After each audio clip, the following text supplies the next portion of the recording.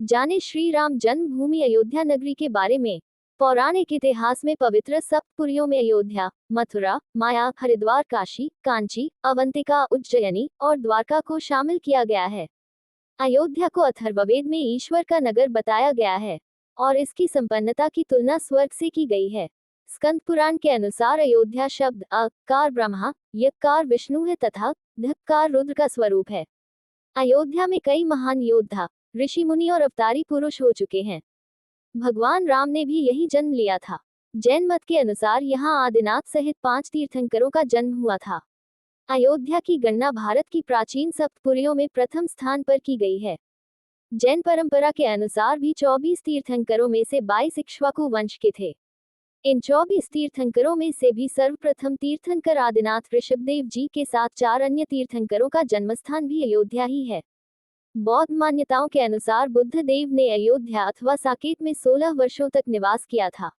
अयोध्या की स्थापना सरयू नदी के तट पर बसे इस नगर की रामायण अनुसार विवस्वान सूर्य के पुत्र वैवस्वत मनु महाराज द्वारा स्थापना की गई थी।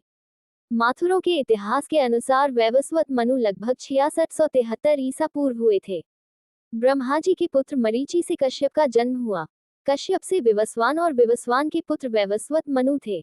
वैवस्वत मनु के 10 पुत्र इक्ष्वाकु, कुशनाम, अरिष्ट, वृष्ट, नरिशिंद, करुष, महाबली, शर्याति और प्रसिद्ध थे।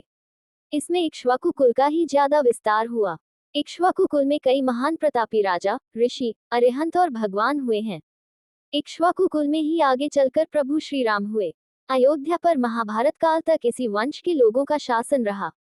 ब्रह्मा से जब मनु ने अपने लिए एक नगर के निर्माण की बात कही तो वे उन्हें विष्णु जी के पास ले गए। विष्णु जी ने उन्हें साकेत धाम में एक उपयुक्त स्थान बताया। विष्णु जी ने इस नगरी को बसाने के लिए ब्रह्मा तथा मनु के साथ देवशिल्पी विश्वकर्मा को भेज दिया। इसके अलावा अपने रामावतार के लिए उपयुक्त स्थान ढूंढने के लिए महर्षि वशिष्ठ को भी उनके साथ भेजा। मान्यता है कि वशिष्ठ द्वारा सरयू नदी के तट पर लीला भूमि का चयन किया गया, जहां विश्वकर्मा ने नगर का निर्माण किया। स्कंद पुराण के अनुसार अयोध्या भगवान विष्णु के चक्र पर विराजमान है। भारत के तमाम हिस्सों में जैसे कौशल, कपिलवस्तु, वैशाली और मिथिला आदि में अयोध्या के इक्ष्वाकु वंश के शासकों ने ही राज्य कायम किए थे। अयोध्या और प्रतिष्ठानपुर झूंसी के इतिहास का उद्गम ब्रह्मा जी के मानसपुत्र मनु से ही संबंधित है। जैसे प्रतिष्ठानपुर और यहाँ के चंद्रवंशी शासकों की स्थापना मनु के पुत्र से जुड़ी है, जिसे शिव के श्राप ने इला बना दिया था, उसी प्रकार अयोध्या और उसका सूर्यवंश मनु के पुत्र इक्ष्वाकु से प्रारंभ हुआ। भगवान श्रीराम के बाद लव ने श्रावस्ती बसाए और इसका स्वतंत्र उल्लेख अगले 800 वर्षों तक मिलता है।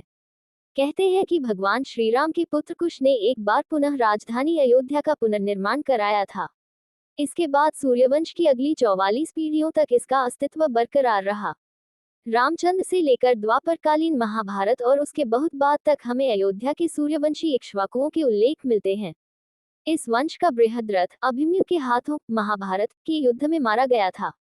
महाभारत के युद्ध के बाद अयोध्या उजड़ सी गई, लेकिन उस दौर में भी श्रीराम जन्मभूमि का अस्तित्व सुरक्षित था, जो लगभग 14वीं सदी तक बरकरार रहा। भारतीय ग्रंथों के आधार पर इनकी स्थापना का काल ईसा पूर्व 2200 के आसपास माना है। इस वंश में राजा रामचंद्र जी के पिता दशरथ 63वें शासक हैं। बृहद्रथ के कई काल बाद यह नगर मगध के मौर्यों से लेकर गुप्तों और कन्नौज के शासकों के अधीन रहा। अंत में यहाँ महमूद गजनी के भांजे सैयद सालार ने तुर्क शासन की स्थापना की। वो बहराइच में 1033 ईस्वी में मारा गया था। उसके बाद तैमूर के पश्चात जब जौनपुर में शकों का राज्य स्थापित हुआ तो अयोध्या शर्कियों के अधीन हो गया। विशेष रूप से शक शासक महमूद शाह के शासनकाल में 1440 ईस्वी में 1526 ईस्वी में बाबर ने मुगल राज्य की स्थापना की और उसके सेनापति ने 1528 में यहाँ आक्रमण करके मस्जिद का निर्माण करवाया, जो 1992 में मंदिर मस्जिद विवाद के चलते राम जन्मभूमि आंदोलन के दौरान ढहा दी गई। अयोध्या का क्षेत्रफल। अयोध्या रघुवंशी राजाओं की बहुत पुरानी राजधानी थी। पहले ये कौशल जनपद की राजधानी थी। प्राचीन उल्लेखों के अनुसार तब इसका क्षेत्रफल 96 वर्ग मील था। वाल्मीकि रामायण के 5वें सर्ग में अयोध्यापुरी का वर्णन विस्तार से किया गया है। वाल्मीकि कृत रामायण के बालकांड में उल्लेख मिलता है कि अयोध्या 12 योजन लंबी और 3 योजन चौड़ी थी। 7वीं सदी के चीनी यात्री हवेन सांग ने इसे पिकोसिया संबोधित किया है। उसके अनुसार इसकी परिधि 16वीं 1 चीनी ली बराबर है 1/6 मील की थी। संभवतः उसने बौद्ध अनुयायियों के हिस्से को ही इस आयाम में सम्मिलित किया हो।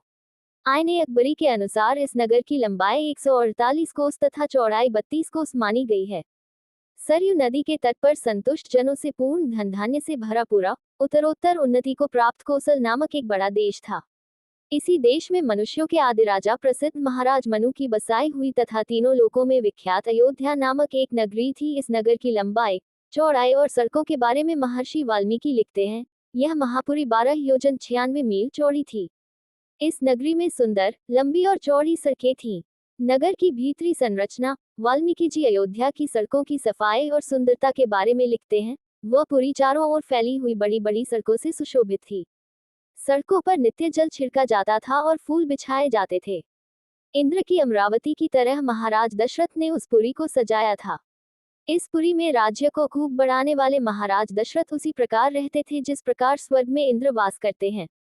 महर्षि आगे लिखते हैं, इस पुरी में बड़े बड़े तोरण द्वार, सुंदर बाजार और नगरी की रक्षा के लिए चतुर शिल्पियों द्वारा बनाए हुए सब प्रकार के यंत्र और शस्त्र रखे हुए थे। उसमें सूत, मागध बंदीजन भी रहते थे। वहां के निवासी अतुल धन संपन्न थे। उसमें बड़ी बड़ी ऊंची अटारियों वाले मकान जो ध्वजा पताकाओं से शोभित थे और परकोटे की दीवारों पर सैकड़ों तोपें चढ़ी हुई थी। महर्षि वाल्मीकि लिखते हैं, स्त्रियों की नाट्य समितियों की भी यहाँ कमी नहीं है और सर्वत्र जगह जगह उद्यान निर्मित थे।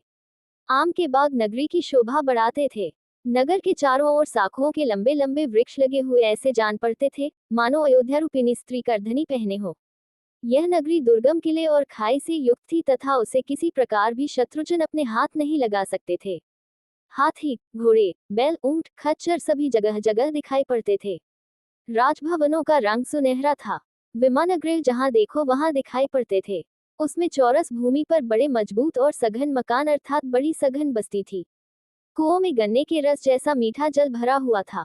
नगाड़े, मृदंग, वीणा, पनस आदि बाजों की ध्वनि से नगरी सदा प्रतिध्वनित हुआ करती थी। पृथ्वी तल पर तो इसकी टक्कर की दूसरी नगरी थी ही नहीं। उस उत्तमपुरी में गरीब यानी धनहीन तो कोई था ही नहीं, बल्कि कम धन वाला भी कोई न था। वहां जितने कुटुंब बसते थे, उन सब के पास धन धान्य, गाय, बैल और घोड़े थे। अयोध्या के दर्शनीय स्थल, अयोध्या घाटों और मंदिरों की प्रसिद्ध नगरी है। सरयू नदी यहाँ से होकर बहती है। सरयू नदी के किनारे 14 प्रमुख घाट हैं। इनमें गुप्त द्वार घाट, कैकेयी घाट, कौशल्या घाट, पापमोचन घाट, लक्ष्मण घाट आदि विशेष उल्लेखनीय हैं। श्री राम जन्मभूमि मंदिर, ये स्थान रामदूत हनुमान के आराध्य प्रभु श्री राम का जन्म स्थान है। राम एक ऐतिहासिक महापुरुष थे और इसके पर्याप्त प्रमाण हैं। शोधानुसार पता चलता है कि भगवान राम का जन्म 5114 ईस्वी पूर्व हुआ था। चैत्र मास की नवमी को रामनवमी के रूप में मनाया जाता है। कहते हैं कि 1528 में बाबर के सेनापति मीरबकी ने अयोध्या में राम जन्मभूमि पर स्थित मंदिर तोड़कर बाबरी मस्जिद बनवाई थी।